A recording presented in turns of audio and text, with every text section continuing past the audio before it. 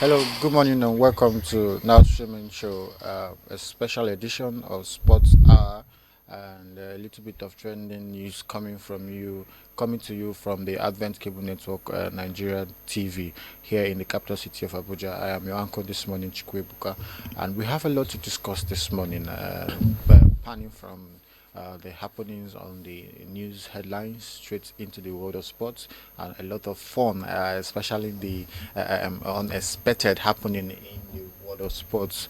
So we will be discussing those issues this morning. But first of all, I want to let you know that I will not be doing that alone. Here with me in the studio is Mr. Raphael Ojaokomo. Raphael, good morning and welcome to the show this Good morning. morning, thank you. It feels wet in Abuja, Yeah, but we're enjoying the exactly. weather. Exactly, yes. So the weather is favorable for all our discussions this morning. And also joining us virtually, we will have Comrade Abraham Soko joining us all the way from Delta State. Comrade Abraham Soko, good morning and welcome to the show. Yeah, good morning, Mr. I'm happy to be here today. All right, thank you. Viewers, remember you can join this conversation by calling the number showing on your screen or equally sending in your comment via our various social media handle. So, in the world of Cristiano Ronaldo, I want to say in football, you have to be tough, strong, and resilient. So, aside from everything we do when we come to the world of sports, we want to be particular about what we talk, what we discuss, and the angle at which we look at things. Though we have different points of view, we must also come together because at only at sports, especially football, that we unite and put our differences aside to to watch the game or to enjoy the fun therein. All right, thank you, my guest, for being here in the studio. Viewers, please remember we're here to discuss issues that pertain to all of us that catches our fancy, most especially in the world of sports. We all have our different teams, we all have our different views. We all watch the same match, but we all saw it from different point of view. So please feel free to call the number showing on your screen to share your comments and your views about what we'll be talking about, and equally our social media handles are showing on your screen. Send in your comments and we'll have all those comments read out on the show. All right, before we begin our sports discussion, let's take a look at the front page of the Punch Sports Extra. And the story says, Dare to Dream. Dare to Dream. All eyes on Dele Bashiru Desras Balogun as trio fly Nigerian's flag in Europa League last 8. All right, that story is on page 6 of the Punch Sports Extra. All right, above the masthead we have on page 2. The story says on page 2 says, I will fight Joshua for 100 million naira portable declares. Portable is here scattering some table. He thinks boxing is do re mi fa sol la ti do. I know Portable knows a little bit of the Romi Fasolatido, but he doesn't know how to throw. I don't think he knows how to throw punches as much as Anthony Joshua. All right, page 6 has a story on Madrid targets Osimhen summer swoop, and Villa to tempt Lukman with UEFA Champions League tickets. That's on page 6. Page 6 also has a story on Aina still on crutches, doubtful for everything. All right, the story is on page 6. Please pick a copy of the Punch Sports Extra to get full details of the sports headlines. Below that, we have Lewandowski hit brace as the Catalans run riot. So that's the UEFA Champions League game last night against Barcelona and Dortmund. That story is on page 8 of the Punch Sports Extra. All right, so we will also have discussed some Nigerian stories before we go straight ahead into the international world. So we'll start here in the studio. Let's give you a little feedback on the ongoing African women volleyball club competition that's ongoing at the National Stadium, the indoor wing arena of the Moshood Abiola Stadium here in Abuja.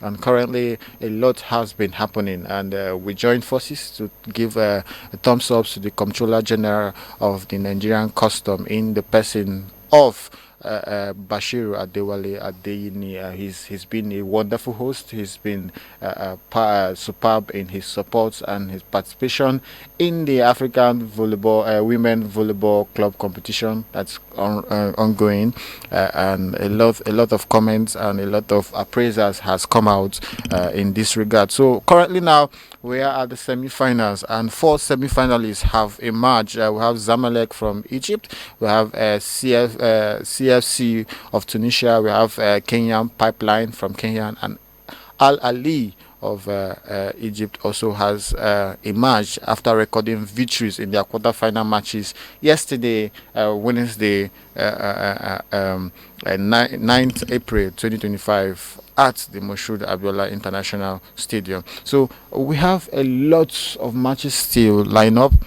in regards to the semi-final matches, and after that we move to the next phase. We have on tomorrow, Friday, 11th April 2025, at 4 p.m. we'll have Zamalek facing Kenya Pipeline. That's KPC at 4 p.m. on Friday, 11th of April. And on same Friday by 6 p.m. we have the CFC Tunisia facing Al Ali at 6 p.m. and all semi-final matches will be played on Friday at the Indoor Sports Hall of Moshood Abiola Stadium. So please feel free to participate in. If you're around Abuja, please come around and watch the event live and share your comments and views about what's happening in the world of the African women volleyball club competition. And also you can log on to our website at www.acnntv.com and move straight ahead to our sports page and read all details you might want to know about the volleyball competition. All right, Raphael. Last week we talked about grassroots and women activities in sports, and so I don't know if you have any comments or any view in regards to women. I hope you followed or watched any of this match. You could see a lot of a lot of zeal, a lot of skills, a lot of talent, young ladies, young women, most especially playing this game of volleyball. And I know I can remember very well you've officiated or you've had some role to play in the Diocese of Abuja when there was when during the reign of former primates Most Reverend Nicholas Oko. He had his primatial sports competition. We had our females participate in volleyball. So I believe from that you have one or two contributions to make in regards of African women volleyball competition. First and foremost, volleyball is one sport that I enjoy a lot because I played it in school also. Played it in school, departmental games and all. I had the opportunity of winning, also being on the winning side. And like you rightfully mentioned, when we had the competition at Diocese of Abuja during the reign of former primate Oko, and of course I was at the sideline too with the ladies from the cathedral then, also playing at the volleyball. And it's beautiful because a lot of them have gone on to take up the sports professionally, and so some weekends you'll be shocked that you find a lot of those people who played during this competition being in one club or the other, still playing the game, even though the competition has been maybe on hold for some time now, but they're still in the spirit of the game. Grassroots football is one thing, volleyball or other sports is one thing that we need to revisit. I remember the days of Principal's Cup. Yeah. How we got a lot of young players who went on to represent the country. And women in sports, one thing that I always see, even on international phase, you will notice that they are the ones that are always bringing laurels back to the country, representing the country back to back. Every time we go for international competition, you are hearing Toby Amuson, Blessing Okagbare, Ese Brume and the likes. It's not like the men don't exist, but we're looking at those who are most likely to get us medals in the Olympics, in the Commonwealth Games, in the African Games. Even Blessing Oboro Dudu and Adegoroye, the wrestler, who always comes back with at least a medal. So the volleyball competition going on at the stadium now just shows us one thing, or tells us one thing, that the Egyptians are the powerhouse of female volleyball in Not Africa. Africans are We actually. just have only one. I won't call them a foreigner in that rank at the moment. That's the Kenyan team. Counterpart, yeah. Yes, playing their trade there in the midst of three Egyptian teams. So it just shows that even in Nigeria, yeah, we need to do a lot of work. Even though, if like I told you, if you go over so many parks in Abuja on the weekends, you find volleyball courts almost in every park, and people playing actively and doing well. So it's a good sport, and it's making wave in Nigeria. Volleyball is not a new sport in Nigeria, anyways. It's a sport that is making wave in Nigeria, and we're doing our best to battle it out with the Egyptians. Like I said, not the Egyptians that we always say the Egyptians. This time you see today, you see them no See more. them no more, but this one we're But we're talking still about. seeing them We're on. talking about sports, and like you rightfully said, sport is what unites everybody, no matter your race or your color. But grassroots sport development is one that cannot be overemphasized. Yeah. All right, thank you so much, Mr. Raphael. Comrade Abraham, let's come over to you. Do you have anything? What's your view about, or what's your updates on the ongoing African Women Volleyball Club competition holding right here in the capital city of Abuja? Okay. Thank you very much, Mr. Buka. I would just want to align my thoughts with that of Mr. Raphael. He made very, very good points, because volleyball is a sport that is actually in most secondary schools, most universities, because it's something that we see every day, and a lot of students, a lot of youth go and practice and actually train to play.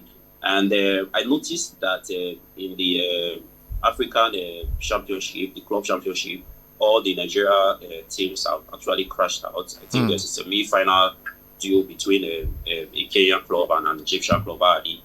So what I would want to add is that there is need for our government to actually put more effort in developing these facilities. When you go to these schools, when you go to these secondary schools, when you go to these courts that you see people passionate about playing volleyball, you find out that these players are the ones that come up with ideas on fixing the courts, painting the courts, fixing the nets, buying volleyballs to actually play. There's minimal government input when it comes to these facilities, and these have actually affected our performance, as you can see in this ongoing championship. The talent is there, but the support from the government, I feel that it is lacking, because this is a sport that we are not actually lacking talent. One or twice, I am not proficient in volleyball, but once or twice I have played. I have played with others, and I have really seen really good volleyball players in Nigeria. So I believe personally that the government have to do more.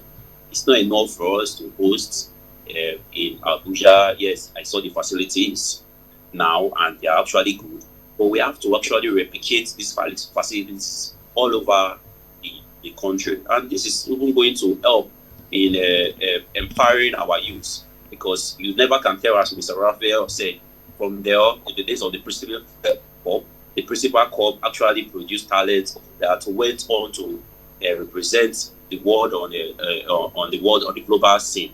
So I believe that this is something that the government really has to look into. It's not enough to host and project a good image for the country. You have to replicate it in the entire geo-states of the country. Thank you, Mr. Ebuka. All right, thank you so much, gentlemen. Now let's move away from volleyball and go straight ahead to football, soccer. When I want to talk about the under 17, the current under 17 ongoing African Cup of Nations, and at the beginning we had 16 countries in the competition, and currently now the competition is at the quarterfinal stage, and we still have on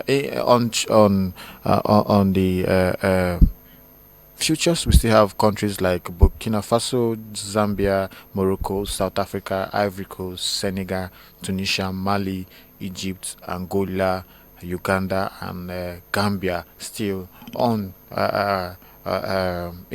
Still in the competition. So now let's get your view, Raphael.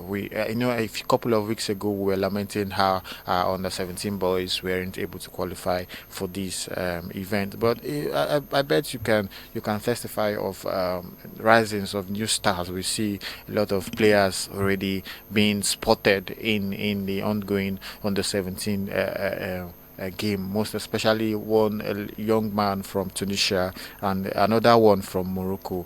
A couple of others we see the likes of Lamal in Africa.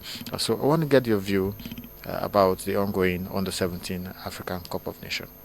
It's the tournament is a good one. Like we always talk about grassroots and age grade football.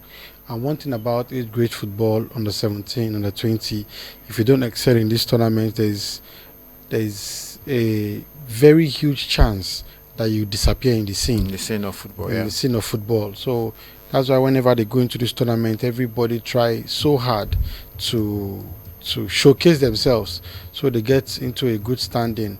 And we cannot stop talking about Messi today, you know. And we had the likes of people, in Nigeria we had people that played with Messi in the under 20 finals, Yeah. Mikel Obi, Taiwo, and the likes. But if you check the ranks, even in the Argentine team, the only person that everyone keeps talking about is Lionel Messi. Yeah, There were Messi. a lot of people who played alongside him in that tournament, and if you look at the Nigerian front also, we had a lot of people who played too. But the only person that you can really, really pinpoint from that team is Mikel Mikel Obi, Obi. just because of how they what's it called? They moved from that stage onto the international stage. So the age grade football is doing very well. So, well, it's a disappointing one that the Nigerian team couldn't make it, because this is a competition that we always excel. But now we are seeing new powerhouses coming to play. You see teams like Burkina Faso, who has already and the thing about it, when you qualify for the quarterfinal, you automatically qualify for the World Cup. And Nigeria, I can't remember the last time Nigeria played at the Under 17 World Cup. That's to show you how far we are lacking behind. We have Burkina Faso who has qualified. We have South Africa who has qualified. We have teams like Zambia who have qualified for the World Cup just by virtue of qualifying for the quarterfinals. Yeah. They still have like two more slots to take, and there are some countries that are vying for those two more slots. I think Uganda is one of them vying for those. So these are countries you don't automatically hear when it comes to a great football. Gone are the days of Nigeria, Ghana, Cote d'Ivoire, Cameroon, and what have you. But now we see that. That's why they say in African football, teams are beginning to mature. Teams are beginning to come into the forefront. You hear teams like Comoros, who has played in 3 straight African Cup of Nations. Who would have thought Cape Verde would be topping their group in the World Cup qualifiers? Do you understand me? So I think, like Comrade Soko say, we need to pay attention. Nigeria is a sporting nation, but we don't see it manifest in full flesh in the international level. Yes, we might have all these players scattered all over. When we bring them together, what do we make of them?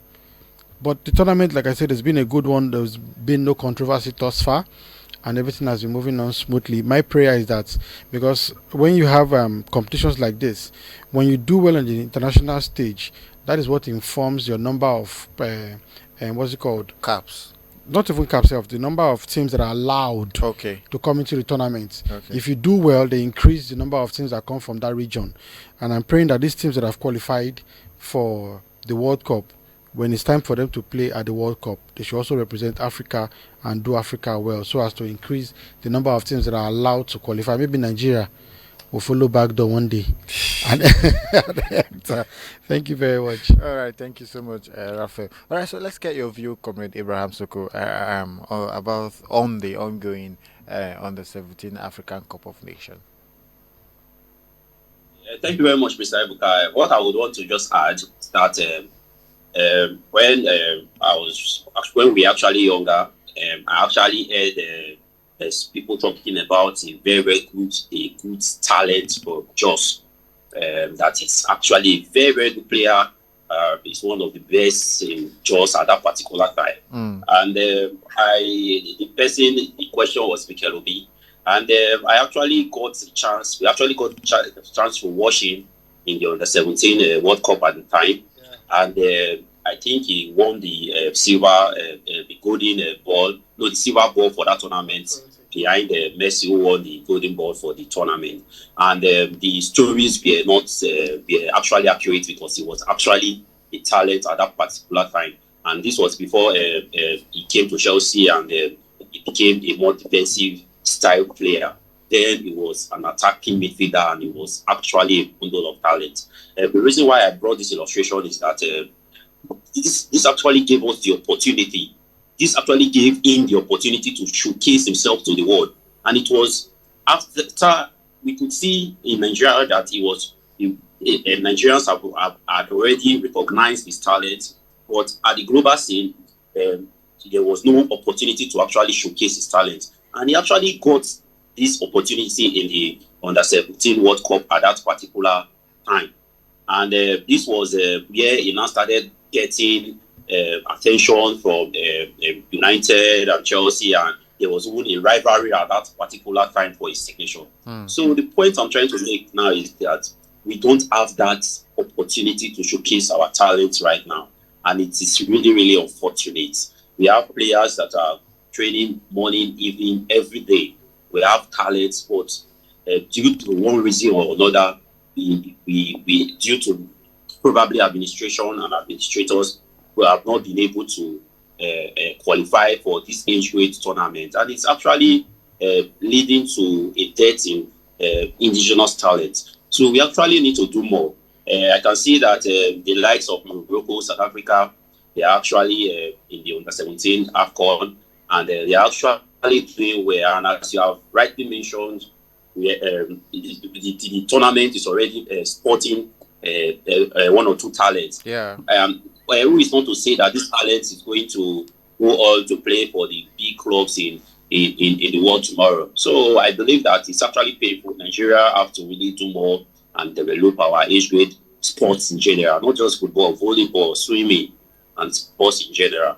Thank you very much, Mr. Clark. All right, thank you. So I just want to say that I was touring the Moshood Abiola Stadium on Sunday, and I was looking at some facilities which have not been in use for a couple of months or a while now, and I just want to relate that with what the last words of Comrade Ibrahim Soko, that we wish one day Nigeria we will function well in the boat water activities, especially the boats, the canoe, and what have you. Even the swimming itself. I can't remember Nigeria in the Olympic swimming. Now that you mentioned swimming, and you say you had the opportunity of seeing the facilities, I think I stand to be corrected. I really stand to be corrected. I can't remember the last time they used that pool that was constructed and built for the All African Games 2003. Okay. If we've even used it to do anything, I don't know what that place has become at the moment.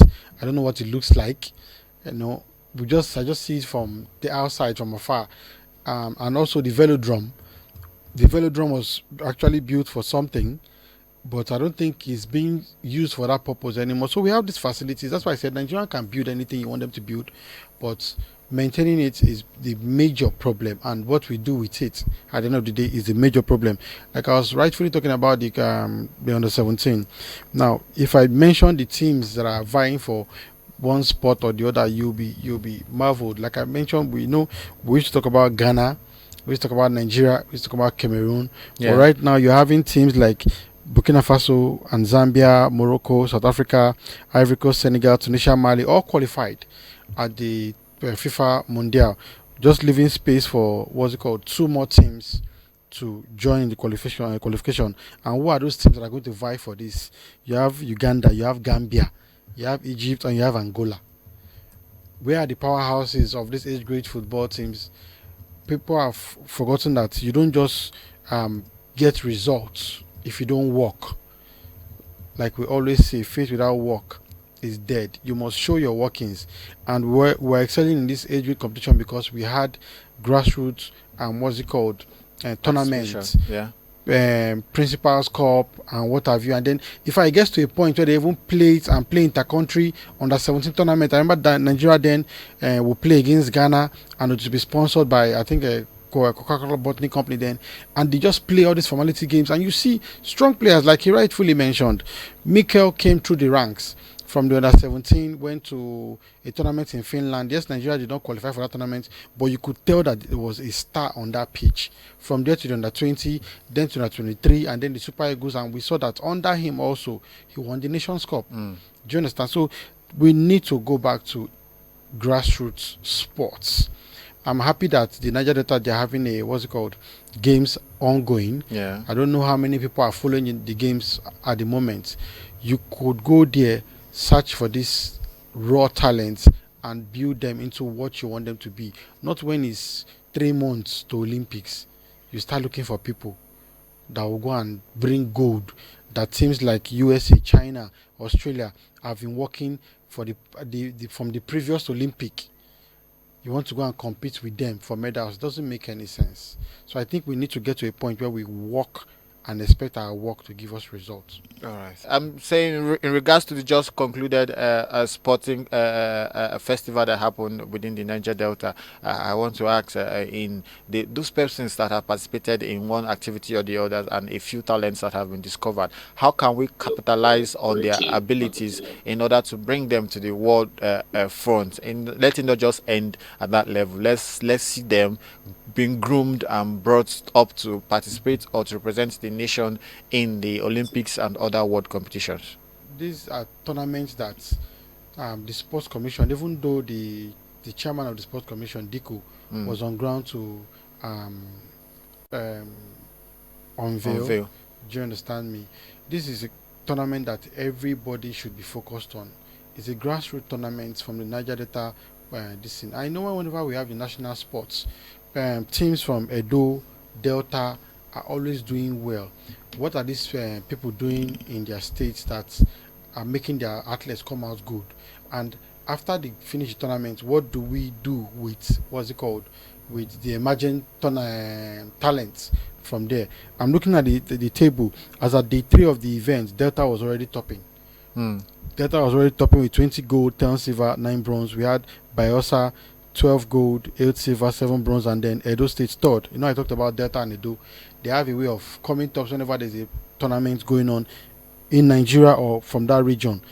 We need to get to a point where we get these talents from whatever age it is that they've entered into this tournament, and groom them so much so that when they come into the sports games, before someone like Usain Bolt left the face, the sports, retired, we already had people who are running in his shoes who are ready to replace him.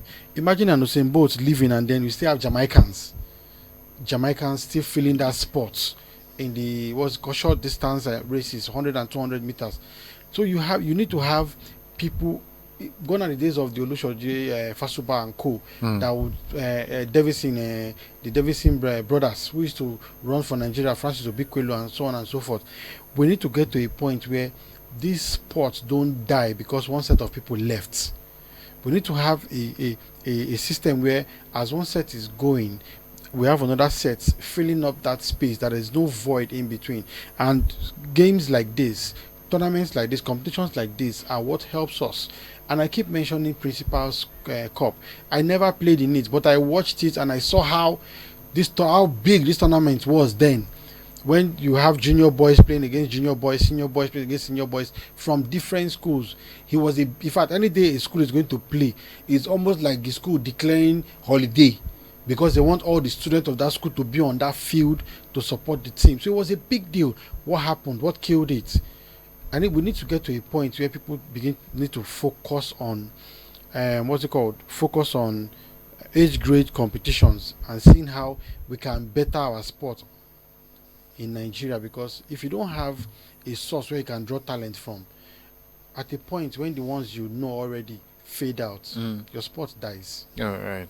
We hope, just like we said, we hope that as we discover these young talents, we are able to capitalize on them for future purposes and to help bring glory our way. Okay, let's move away from this a sector or this area of discussion, and let's go for straight to the transfer news gist.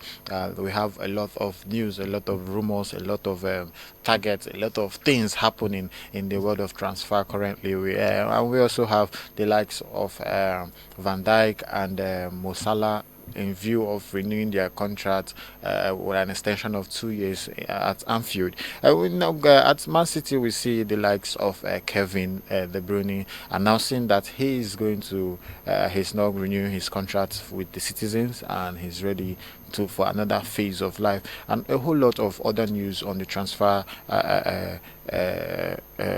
news. So, but let me get from you, Mr. Raphael. You know, Arsenal needs a striker, and we all believe Arsenal needs a striker, and a couple of other players already on the list. I saw one of the players that Arsenal is going to offload and making its way to make way for Arteta's target to acquire new striking force. So let me get your view. Whom and who do you see Arsenal getting or going for in the transfer window once it opens, and who do you think Arteta will offload from the squad?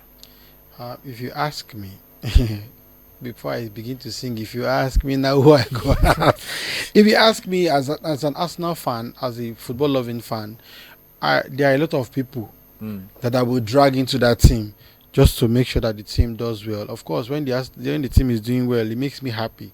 But right now, like I was saying behind the camera early this morning, that I don't like to discuss summer window and transfer, because a lot of speculations, a lot of informations passing here and there, and then the season starts and you don't even see one of those players in that team. So I actually like to just wait, and then when the season starts and I know that okay, this guy is here. But if you ask me true and true, who I would love to have, yes, Arsenal doesn't have a striker at the moment, with people like Gabriel, Jesus, and Kai Havertz sidelined due to injury, and we have a makeshift striker in Merino at the moment, who is not doing very badly, considering the fact that he has scored, I think, 8 goals in fewer games as a striker. If you ask me, I'll be looking at people like Gyökeres of Sporting Lisbon, our own Osimhen, Isak also, and Benjamin Sesko of Leipzig. But at the end of the day, now your money now matter. You can have all the dreams in the world, but and then coming to when you're talking about offload, I think this period, a lot of teams are going to be doing a lot of offloading. Liverpool, Manchester United, Chelsea, Arsenal, Manchester City are going to be doing a lot of offloading. You just made mention rightfully now that De Bruyne, in fact, De Bruyne is playing his last games for Manchester City. You will see people like Bernardo Silva, De Bruyne, Gundogan, and the likes are all moving away. So whoever it is that is supporting Man City should be ready to know that they are not going to be the Man City that they used to be, winning trophies and the likes and playing games like they used to play before, because you now have players who are new coming to fit into a new system. And also, that's why we're having problems with Manchester United fans and their team at the moment. They are not used to rebuilding. They are already used to being in a system where the team just win laurels no matter what they play, because they have the talent. But now the team is building, and a lot of players are going to be offloaded, bringing in new players. Same applies to Chelsea. Chelsea are also used to winning. Now this is a period where they're trying to fit in the puzzles. Now I'm very sure they're looking in the market to get a good goalkeeper, because both the first and second choice is nothing to write home about. And so it's a big discussion. Liverpool, what would Liverpool be without Mohamed Salah? Because everybody thinks that Mohamed Salah should be leaving Liverpool at this point in time, but Liverpool is not ready to let him go. Will Salah be able to give them the same output performance or performance this year, next year? Are they ready to let him go? If you notice, Van Dijk, I don't think Van Dijk is who used to be. Do you understand? 2, 3 seasons ago for Liverpool, are they ready to stick their neck out for him? Do you understand me? So it's a dicey period, and everybody has to be deliberate and intentional with who they bring into their team.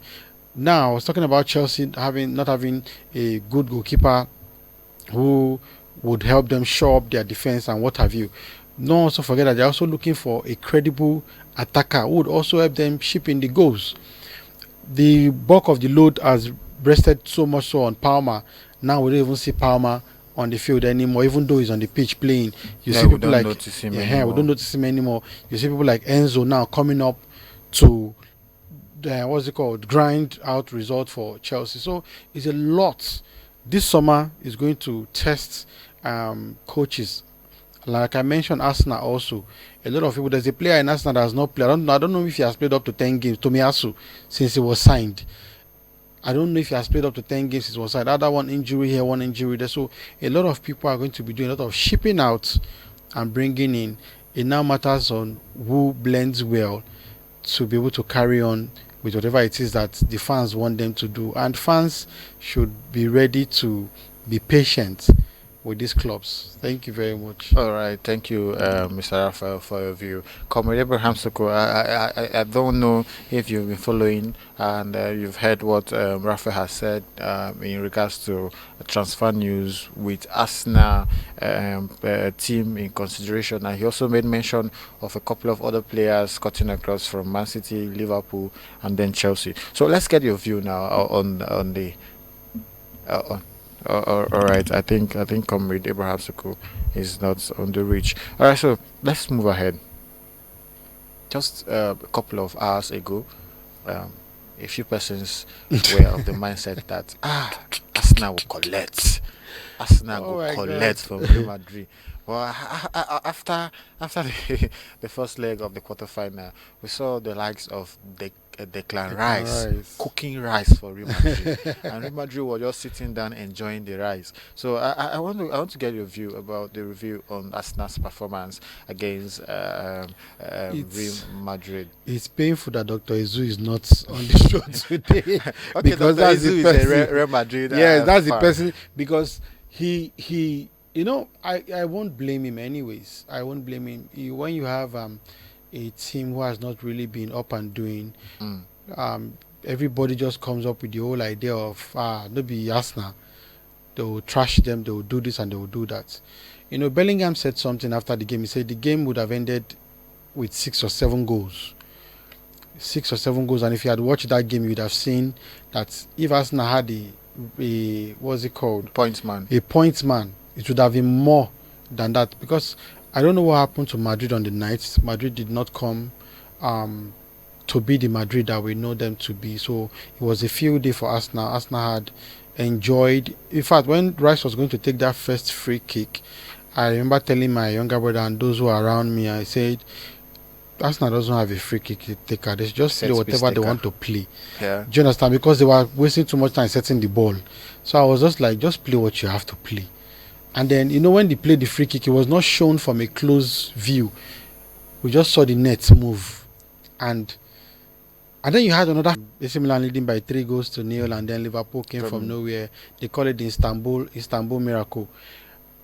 Now, it's going to, like I rightfully said, it's going to be a final before The the final. final because everybody on that day would be glued on their screen because nobody will be expecting another Arsenal 3-0 against Madrid in their white sea. I call it white sea because that stadium is going to be all white with all the fans coming out, and then of course people like Vinicius, Rodrigo and Mbappe who didn't come to play at the Emirates will want to show the world why they are still world stars. So it's not going to be an easy one. Yes, even as an Arsenal fan, I know it's not going to be an easy one, but I still see Arsenal coming out tops from that game.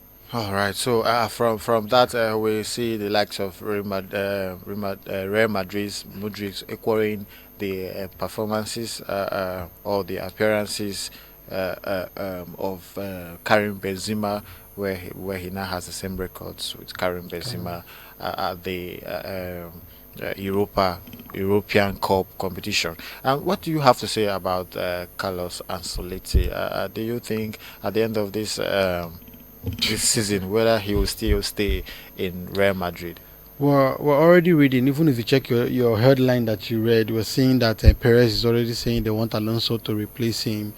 You cannot um, take it away from the man Ancelotti, that is truly a legend indeed. He has He has almost won everything. he has won everything. He has won everything. He has won the Champions He League has with not two won World different Cup. teams.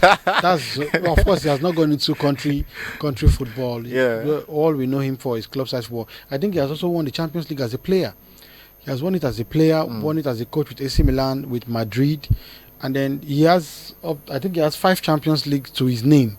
So he's not one team, one coach that you can, when he came to Everton, everybody was wondering, has he come to Everton with the whole, maybe Everton will not win league? When I don't think he set up to one season in Everton, he ran away. But like I said, you can't take it away from him that he's a top class coach. But things are not just going well for him right now at this season. If you also check in the Spanish La Liga, Madrid is also not doing too well. They lost recently to Valencia at home before coming to play Arsenal. So they've not been, and they've been shipping too many goals. Even Thibaut Courtois, who I want to give credit to on the night, because if not for Thibaut Courtois, the goals would have been more, was forced back from injury just to come and play that game, because they didn't trust the second choice goalkeeper, because they were coming for a cracker against Arsenal, and they felt they needed him to be fit to be on the pitch again. But like I said, Ancelotti is not one coach that you can write off. He's one who has shown time and time again that he's good, but people are already looking at, like some Madrid fans are saying, he's old, his tactics are no longer working, blah blah blah. When you win, you won't see all those ones. It's when you lose you start seeing all those mistakes. So I think it won't be a surprise if after the season he takes a bow. All right. So we also want to talk about a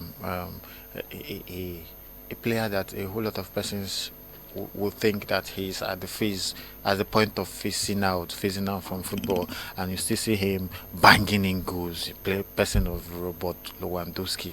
Last night at the Catalans victory game against Borussia Dortmund, we saw him netting 2 goals. Lewandowski is, when they say, I hope I'm saying it correctly, they say the older the wine, the sweeter it becomes. Do you understand? So Lewandowski has proven time and time since the day he scored 5 goals in 9 minutes. That was when I knew that this one is not a human being. 5 goals, and if you check the game, I didn't think he started the game. He came in as a sub and scored 5 goals in 9 minutes. Nobody has been able to beat that till date. 5 goals in 9 minutes when he was at Borussia Dortmund, and you have him still scoring like, I was just looking at him thinking, if it was in that era where you had all those Messi and the likes, maybe we'll be talking about 40 goals or 50 goals in a season, because he's one of those strikers that are there anytime you need them to give you the goals. And he was doing this one against his former team, Borussia Dortmund. If you check his countenance after scoring the goal, there is this no celebrating and what have you. And I'm sure when they go for the second leg, he's still going to score again.